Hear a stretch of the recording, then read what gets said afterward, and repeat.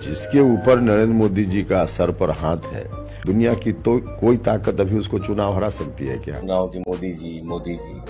100 बात की एक बात, एक कलाकार के नाते मैं यही बोलूंगा कि ध्यान ना देवा विकास के काम पर, ध्यान ना देवा विकास के काम पर, तो कब ले जिताई जनता मोदी जी के नाम पर। गाइस, पवन सिंह का कल से एक इंटरव्यू वायरल हो रहा है जिसमें पवन सिंह जो है वो शायद उपेंद्र कुशवाहा को बोल रहे हैं कि ध्यान ना देवा विकास के काम पर तो कब ले जिताई जनता मोदी जी के नाम पर। ये इंटरव्यू बहुत ज़्यादा वायरल हो रहा है और यहाँ पे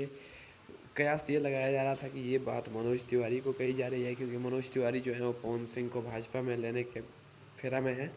लेकिन ये बात काराकाट के 2 बार सांसद रह चुके उपेंद्र कुशवाहा को कही जा रही है, क्योंकि काराकाट में विकास नहीं हुआ है और नरेंद्र मोदी के गठबंधन से, बीजेपी के गठबंधन से उन्हें 2 बार वहाँ से जीत मिल गई। लेकिन इस बार तगड़ा उम्मीदवार खड़ा हुआ है और कहीं ना कहीं उपेंद्र कुशवाहा इस बार पवन सिंह को हराने के फिराक में लगे हुए हैं। लेकिन आपको बता दें कि ये लगभग असंभव है, क्योंकि पावर स्टार पवन सिंह कल एक इंटरव्यू दे रहे थे और इसमें कई सारे सवाल किए गए, जिसके जवाब में पवन सिंह ने उपेंद्र कुशवाहा को सीधा निशाना साधा है और ये बात बोल दी है।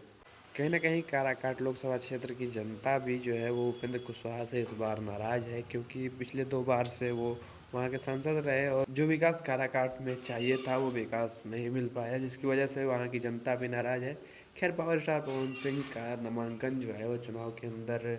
9 तारीख को होने वाला है और अभी तो मतलब इतना भीड़ है, तो सोचिए कि नामांकन के दिन, नॉमिनेशन के दिन कितना भीड़ हो। खैर, अब देखना ये है कि पवन सिंह जीतने के बाद काराकाट में क्या विकास करते हैं, क्या बदलाव लाते हैं और ऐसा क्या काम करते हैं जिसकी वजह से काराकाट की जनता उन्हें फिर से दोबारा चुने।